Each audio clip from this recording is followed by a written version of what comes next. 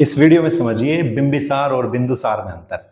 बहुत सारे स्टूडेंट्स इसमें कंफ्यूज हो जाते हैं और इन दोनों को एक ही समझ लेते हैं, लेकिन दोस्तों ये अलग अलग है।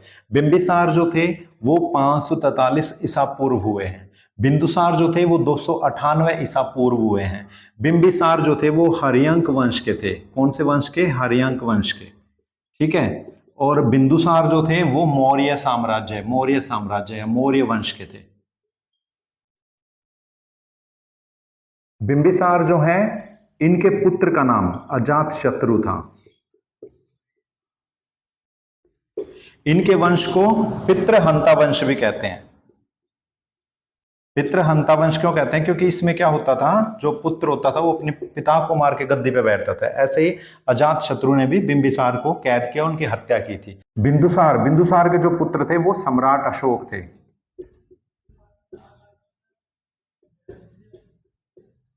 बिंदुसार को जो है एक योग्य पुत्र का पिता और योग्य पिता का पुत्र भी बोला जाता है, क्योंकि इनके जो पुत्र थे वो काफी योग्य थे। यहां पे देखो मारकाट मची हुई है, एक बेटा अपने बाप को मार रहा है, लेकिन यहां क्या है, यहां योग्य संतान है। बिंदुसार के पुत्र सम्राट अशोक, और खुद बिंदुसार किसके पुत्र थे? चंद्रगुप्त मौर्य के।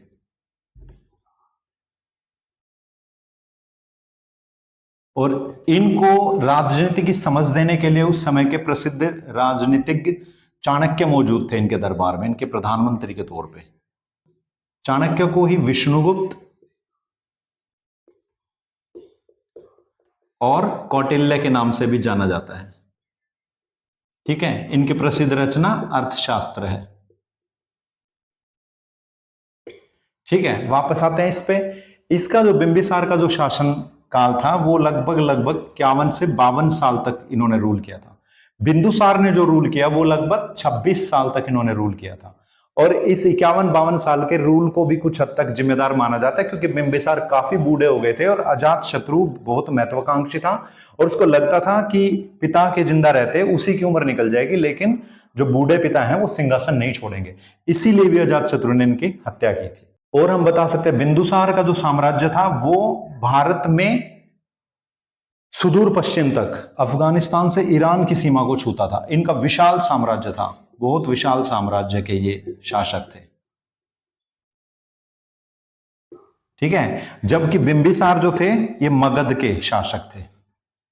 बिंबिसार को और क्या कहा जाता है? बिंबिसार को राजगृह का निर्माता बोला जाता है। राजगृह वर्तमान बिहार में राजगीर नामक एक जगह है राजगीर, उसी को राजगृह बोलते थे। ये इनकी कैपिटल थी मगध की उस समय पे, राजगृह।